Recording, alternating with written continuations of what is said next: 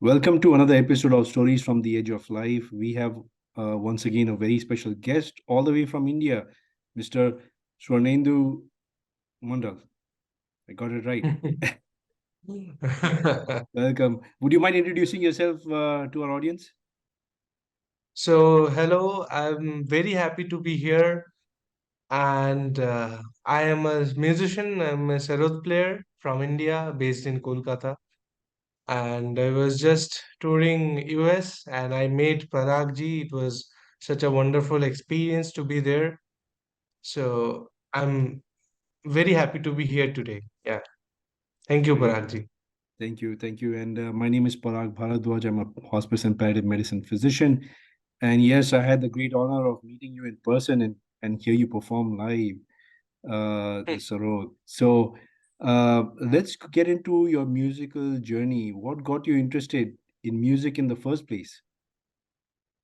So, it's a very interesting question for me because my situation was kind of different other than like with respect to other like students of music because initially I was not at all interested in the kind of music. By the way, I do is Indian classical music. I play the sarod. It's a Indian classical, North Indian classical musical instrument. So I was not at all interested in that kind of instrument.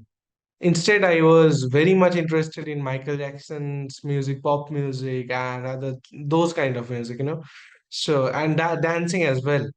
So, what my mother did was, like there was a sarod already in our house. It was like there for 5 years. They decided to teach me sarod, but I did not like learn sarod for 5 years. So the sarod was there in my house for 5 years, and I was not like interested to learn. But suddenly one day, what my mother did was she said that let's go to your aunt's house, and she took me to my guru's house instead, and like I started learning after that. I was made to learn sarod that time, but eventually my interest like it like grew, and yeah, it was I never looked back. I mean, like in terms of interest and in terms of enthusiasm and everything. So it was it was very smooth, the transition. Initially it was very I was very reluctant, but it was very nice. How long did it take for you to really start, truly liking it? See, I when I started learning, I was 10, so I do not quite remember how, but maybe 2 3 years. Let's say 2 3 years. Yeah, I think. Right? And now you're a professional. So why the Sarod? Is it just because that you ended up learning it, or what is so special about this instrument that drew you to it in terms of you know because there are so many other instruments that you could have So chosen after you yeah, started yeah, yeah, learning. yeah. First of all, I never chose Sarod. My parents chose it for me, but the reason they chose Sarod was actually asked me two questions, so I'll answer separately. So the reason they chose Sarod was there is a very famous and legendary musician, Pandit Devashish Bhattacharya in Sarod, who happens to be a colleague of my father also at the Rabindra Bharati University. So my parents like attended his concert, so they were so mesmerized, amazed, and it was so amazing that they decided then only. It was in 2005. I was only five then. So they decided that we have to teach him the sarod. So they contacted him, and somehow, due to some reason, it could not happen for 5 years, as I mentioned earlier. But after that, I started learning. But and the second question you asked was the why? What is the specialty of this instrument? So, as we know, if we talk about the instruments of North Indian classical music, Sarod is one of the major instruments. Sarod, sitar, these are the like pillars of North Indian classical musical instruments. So there are also other instruments such as violin and flute, santoor, but those are relatively more. Violin is a Western music instrument, you know. Santoor is an instrument which is folk, and as well as there are some like similar instruments found in the Middle East. So those come from there, and it's relatively very new. As well as flute. Flute was not played classically, but the sarod and sitar, these are very traditional. They're very old.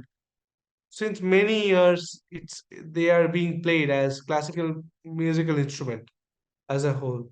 So sarod has the all the like possibilities that one can do with Indian classical music in terms of the vocal elements as well. I do not want to intimidate the audience with these technical terms. So, in simple words, I'd say the sarod, the tonal quality of a sarod is very bold, very distinct. There are slidings as we can do, which makes the sarod, the sound of sarod, very similar to the vocal elements than that one singer can do. And to like end the like description, I'd choose like I'll rather take a, you know, there's a very popular famous Bengali poet Purnendu Putri who wrote that the sound of a sarod is something which describes a cry of a man.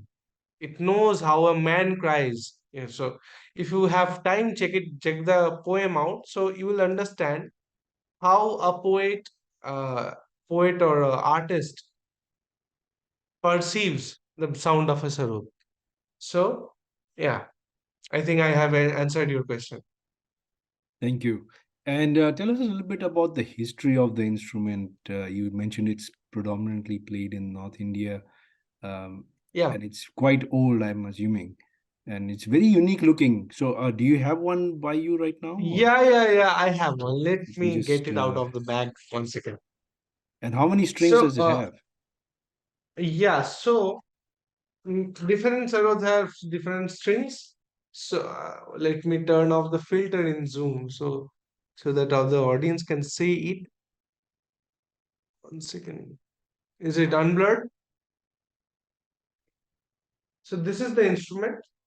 And mine has six here, six strings, which Beautiful. are to be played by 1 second. Let me take my Yeah. six strings here, as you can see. These are to be played by this hand, left hand, and right hand also.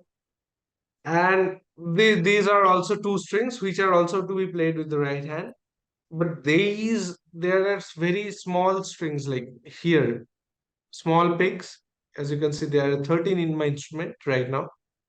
So these are called sympathetic strings, right? So the mechanism of sarod, I will describe the if you have we have time, 2 minutes time, I Right, can right. describe the sarod. Please go ahead. First of all, yeah, it's a very beautiful instrument, as you can see already.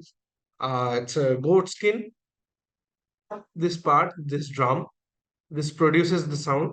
This is the plate, metal plate, and these are the pegs, as you can see. So, uh, for the goat skin, the sound is very loud. For the metal plate, as you can see, there are no frets. Unlike guitar, banjo, and other kinds of instruments, there are no frets. So Right, we can do the sliding movements. Also, we have to play with our. I'll also show my nails. Not fingertips, not this parts, not this parts, but the nails, the tip of the nails. So the very beautiful, elegant, the pointy, the very, you know, very sharp tone is produced. You know, so that is one thing, and we can do also sliding movements, as I said, because there's no fit. And I'll also explain the functionality of these strings. As you can see, the strings beneath the main strings, these are the layer of main strings, and beneath them there are the small strings, right? So these strings are called sympathetic string. So what they do is, when I play some note, this note, let's suppose a respective, this sympathetic string, even if I'm not touching it, it will automatically sound like it will automatically start vibrating. So according to the notes, the sympathetic strings are tuned. So when I place the respective sympathetic string will sound like the start vibrating the respective, you know. So, and I'll conclude my, the, description with that I read. Do not have a Java, by the way, with the right hand picking plectrum. But Yeah, anyway, I'll unfortunately, try to we cannot pick the sound. You can try one more time, but the mic is not picking the sound of the instrument. really, but I'll try anyway. So if I play with my fingertip, the pad of my skin, it will sound something like this. It's not sounding anything. Let I me can't try. hear anything. Okay. It's probably the So mic set up on Zoom, but yeah, I think so. Yeah. that's more Okay. the Let reason let why the audience needs to go and check out your performance that you're going to Yeah, report. I'll definitely share. So okay. Mm, One second. Let me try again. Can you listen to this? I Let's I see. hope it I'll helps. let you I know. changed some settings. Not okay. Then probably I'll share the All right. recordings, and in the recordings you will be able to see that the instrument is played with the nails, and it sounds so beautiful just because it's played with the nails. Otherwise, it will sound very blunt. Yeah, I wish Like, I wish we were able to hear it. Unfortunately, we yeah, are no, not no, able it's to. it's But no problem. Yeah, it's a technical, yeah, barrier, we could say. yeah. Yeah, So amazing instrument, amazing history, uh, amazing training that one has to receive to master it. And yeah, one of the things that I learned when you were here and touring and when you were being introduced is that you're seen as one of the foremost players of this instrument, of your generation, and you've been invited to multiple venues nationally and internationally to perform. In fact, you're so humble you didn't even mention it. I heard it from somebody else that you were invited to perform at the G20 summit along with yeah. various other artists. So um, it seems like the classical music is undergoing a revival in India. Is that a fair thing? Because when I was growing up, we didn't hear much of the Indian classical music, but it seems like with musicians like Yeah, yourself, nowadays, yeah, yeah, no, no. I think you know classical music is a kind of music which can never die. Actually, it's made that way. It's that much research, because you see, any other genre of music other than classical music, any genre of music you pick up, apart from folk music, maybe those are very majorly evolving. Like, but the other kinds of music, the popular music, the rock music, the other forms of music, they are only for 50 to 60 years, then they become obsolete. The forms change, other more popular genres come, but the classical music is there for more than 1,000 years, and it's going at the same form. It's evolving, absolutely evolving through the history, but the main form is, you know it's always there. So, we do not like we should not be worried about it. But yeah, nowadays it's very surprising, and we are very happy to see that the more and more young people are picking up classical musical instruments and vocal things. Like, unlike me, I did not choose it, but I'm very happy to see others, they're choosing for themselves, the young population. So it's Yeah, and perhaps I didn't frame my question well. My intent was, I mean, you did bring up a great point that the value of the classical music, because I hear it more now than I did when I was growing up, and so it's and then we Hmm. have artists like yourselves that are being invited to perform at these various important occasions. So it's great to know that the classical traditional Indian music is uh, safe and is flourishing. Now, what about your stint? I mean, you've performed for I believe you've performed for scores in movies and so forth. Can you just shed some light and from a you have a background in classical, but that is all commercial. So how do you blend the two? It's a very interesting question because uh, to answer your question, I'll say that it's not necessary if you're a good classical musician, you'll be a good composer in terms of film music and other kinds of music. The background music, background scores, the support music for documentary films or anything you'd say, or any song rather.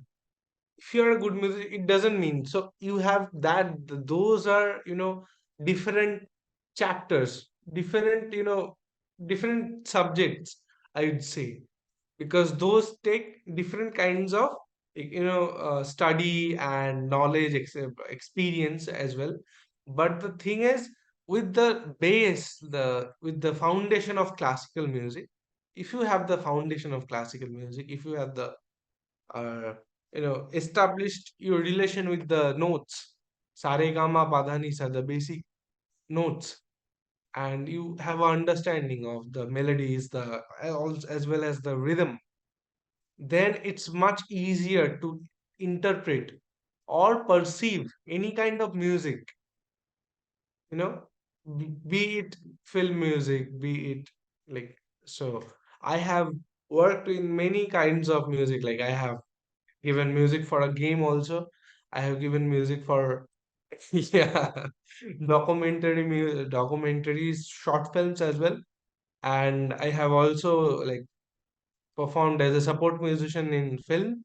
So uh, what I understood was, because I learned the classical music, Indian classical music, it gave me a lot of support for the very easy understanding.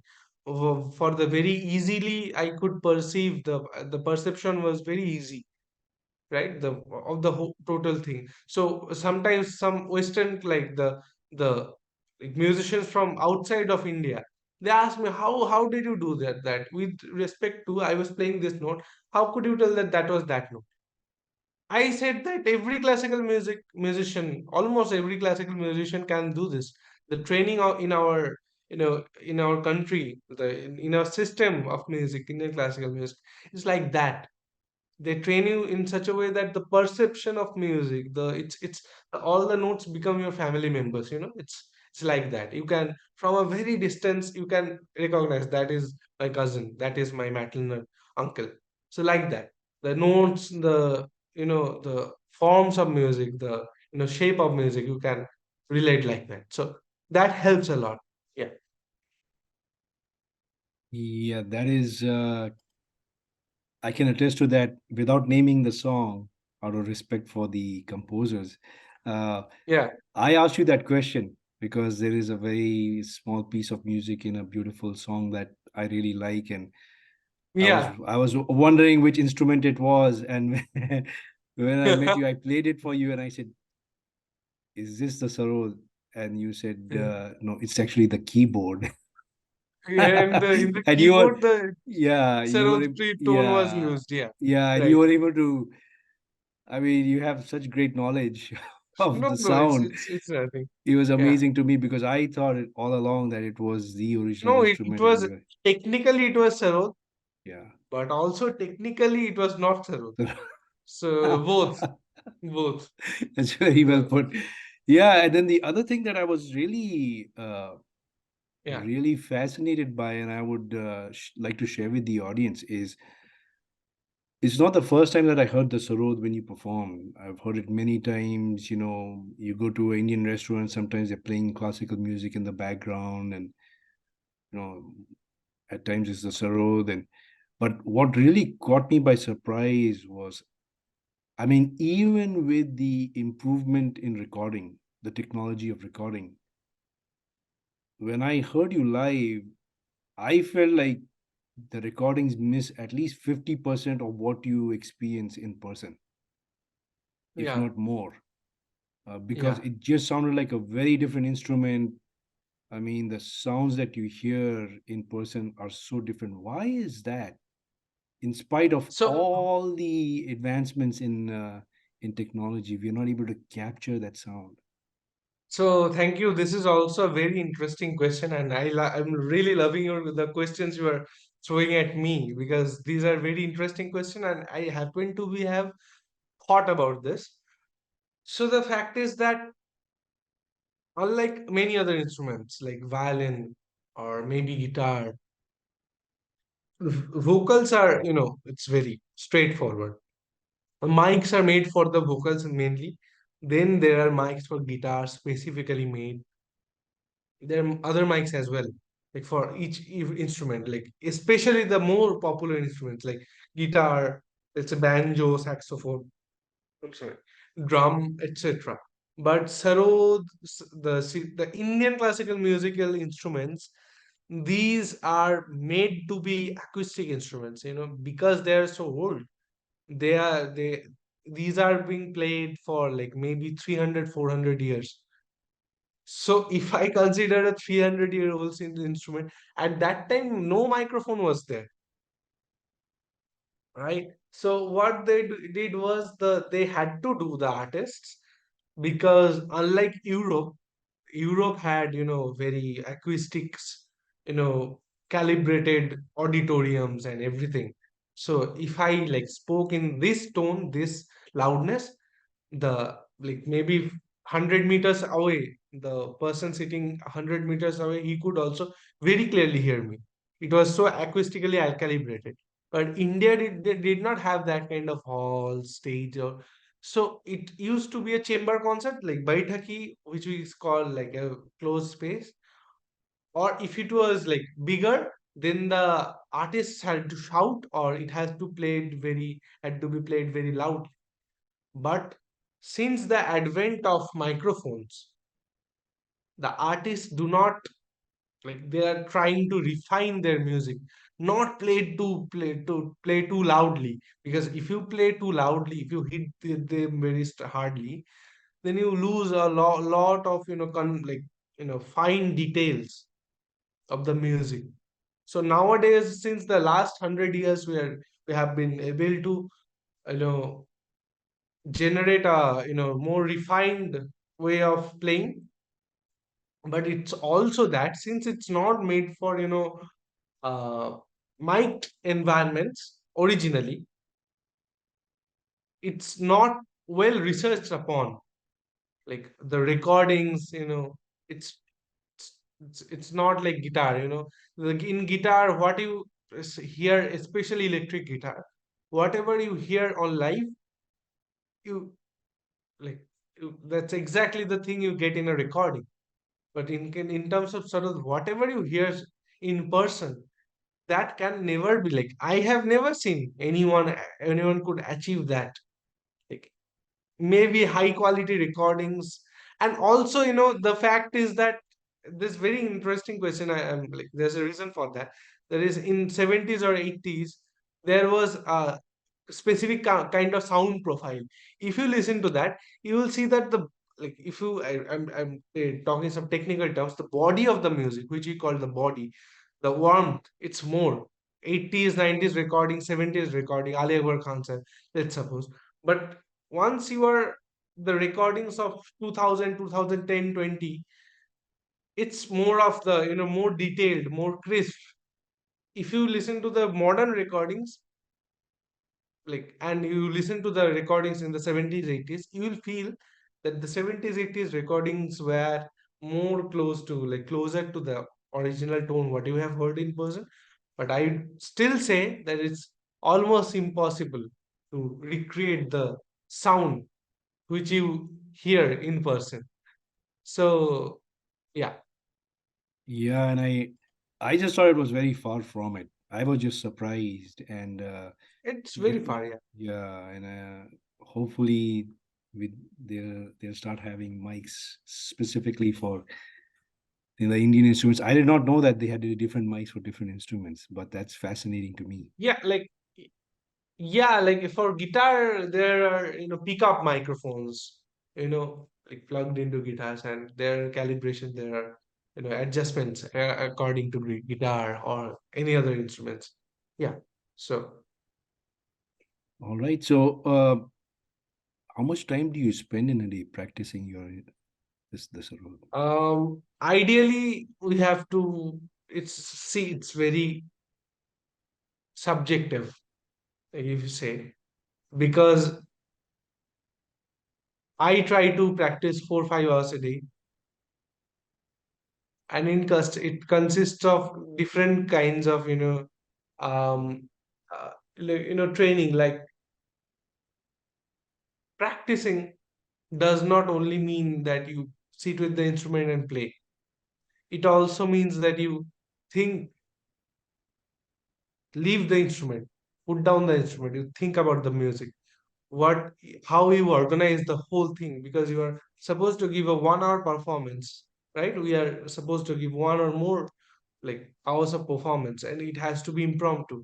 So we have to organize some thoughts, organize some approaches, organize some materials of music, and many things we have to research, we have to learn, we have to listen to recordings. Listening to recordings are as important as playing it physically. So taking those all those things, maybe we ideally try to practice 6 7 hours of practice, do. But with the instrument, on the instrument, it usually is 3 4 hours, and off the instrument it's 2 3 hours, so 6 7 hours in total. And there's also our Sarod classes with my guru. So that's like that's another another Added slot hours. Yeah. time. Yeah, yeah. So With that's the that's extra. Yeah, quite a good amount of investment of time. And do you have break days where you say, okay, on certain days you just don't play the instrument at all yeah, to give yourself or the yeah. instrument rest? See, every person deserves and needs to have break days from anything. Be it your, like, you are a doctor, you have responsibility. That's another thing. But any kind of job, it requires the person to take breaks. It's very important for the you know for the sustenance, for the improvement in everything. If I say that if I do not practice for one day, I'll get worse, my skills will get bad, like I'll forget. Not that. If you give yourself 1 or 2 day breaks, but it should not be frequent, but maybe once a week, or like once in 2 weeks, like that, if you give, then in your subconscious mind, the thing is going on. Maybe you're not playing, but in your subconscious mind it's going on, and it helps very much. It helps very much to not play for a few days. But we are artists, where if we play 6 7 hours or 4 5 hours every day, even if I not want to play someday, my body, I'll automatically like find myself playing at some part of the day. Like, I do not know how it happens, but even if I do not want to play, somehow I end up playing the instrument. But it's good to like have 2 3 of days. Yeah. Yeah, it sounds like it just becomes a part of you. So Yeah, it yeah, has become a part of me. Yeah. great. And I did see you when I saw you live. There's something about musicians when they hold the instrument that they enjoy Hmm. playing, they just become a different person. So you know that's something I observed when you were performing. It was a pleasure to do so. Now, Yeah, sorry, yeah, go ahead. You were yeah. saying? It's like that only, because if you are with your wife, you are like you're the same person, but your behavior, your you know gestures, everything is like this this kind of. And if you're with your parents, that's different. If you're with your son, if you're with your friends, everything is different. So like that, it's very normal. It's not very, you know out of the box or like weird thing to, yeah, but I think it's very It's normal. interesting you put it. It's like a relationship you have with the and bond you Yeah, have with it's each other. very much like that. If even if you do not consider, like, if you are in a shop, yeah, anyway, like if I describe it anyway, it's like that only. It's very normal. It's very like natural to life. So one of the things before I wind up is I am just amazed by your humility because when the introduction was being made, you've actually performed at many competitions and you've what I heard was you've never participated in a competition where you didn't receive the first prize. And the word that was used in terms of describing you was like you're a genius, musical genius. So uh, how do you handle that limelight? Again, it is a I lot do of not think it's responsibility, right? true. I do not think it's true. But anyway, I do not think myself as a genius or something, because I'm still not that old, so to for anything. But the older I'm getting, I'm realizing that music or any art form, any knowledge should make a person humble. When there is more fruits in a tree, the tree, gets down with the its branches. It like bends down towards the earth. It should be like that. But and also, the more I'm getting older, and the more I'm learning, the more I'm discovering, the more I'm exploring, and the more I'm practicing. I'm genuinely, this is not something rehearse a practice dialogue, I say. This is really my realization, that I'm realizing how small I am in the, you know not in the universe, maybe in the field of music, let's say. I'm very small, this small. Yes, previously I used to think that, yeah, I know many things, but nowadays, like when I know more things than that time, I am realizing that how small I am, right? So, and if there is from every person, there's an opportunity to learn from every person I have seen. Like, this is also another realization. From every person I have met, like, it doesn't matter how bad the person is, or how good the person is, or whatever it is, there is always an opportunity to learn, and maybe what to do from few people and what not to do from other people. Yeah, you get to realize. So I'm nothing. I do not consider myself as a genius. I'm just a student of music. That's at most. Yeah, that's Yeah. that's one thing I've learned about life is like all the great minds say the same thing that they don't feel that they are special, but I'm just repeating what I heard from other people who are a lot more knowledgeable about music than I am. So we have limited time. The parting question I want to ask you is, um, you've been involved with music for a while, you've traveled the world. What makes you music so unique and special in our lives? What makes Music so unique and special. this is also a very interesting question. I think I do not actually know, because in my life, it's so entangled, it's so intertwined with my every step I take, every air I breathe, all the time. It's so much entangled with my life. So I cannot differentiate nowadays. I'm really speaking. I'm not. This is also not practiced or rehearsed, anything like that. I cannot differentiate music from apart from life. I do not. I cannot think of a life where there is no music. There was the great poet Rabindranath Tagore. I think everyone knows him.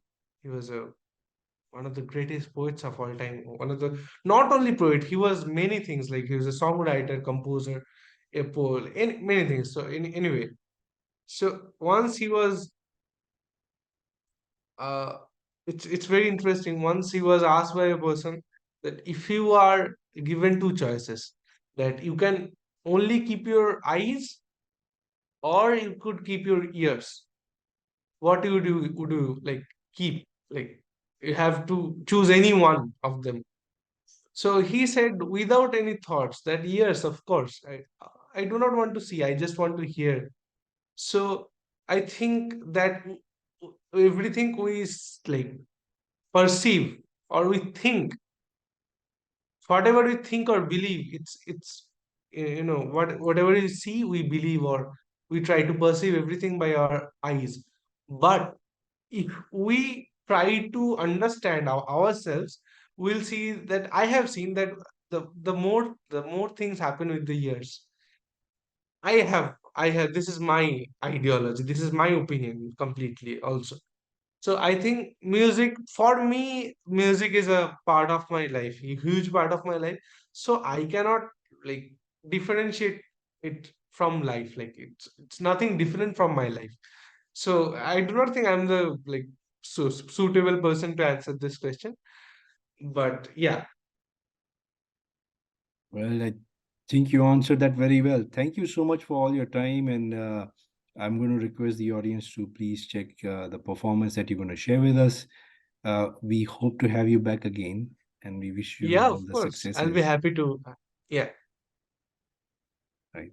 and So, I wish all the all the people, all the people who are listening to this, watching this, I wish them very, like, I'm sending them positive vibrations from my side, and like best wishes to all of you, and Paragji also. I'm very inspired by him, because I was very moved when I got to know his profession, and when I met him in person, I was very, I was very touched as well, that like how he dedicated his whole life to cause. It's for me, if I think for 5 minutes, it's unthinkable for me. Like I cannot do this. It's like I'll I'll be broken in pieces if I I'll do it. I'll have to So interject. shout out to him. I'll Yeah, have to and interject. This yeah. is all about you, nothing to do with No, me. no. Thank you for So, having me. It was a uh, pleasure. thank you very much. And like I said, we hope to have you back again. It's Ah, of it'll course. be it. I always like to hear what others are doing and to recheck after a few years and even Yeah, a few months. You're so busy, so yeah. whenever No, we no, have the no. opportunity, we'll have you back. I'll always have time for like you all, like everyone. So yeah. Thank you very much. Thank you. Thank you for having me.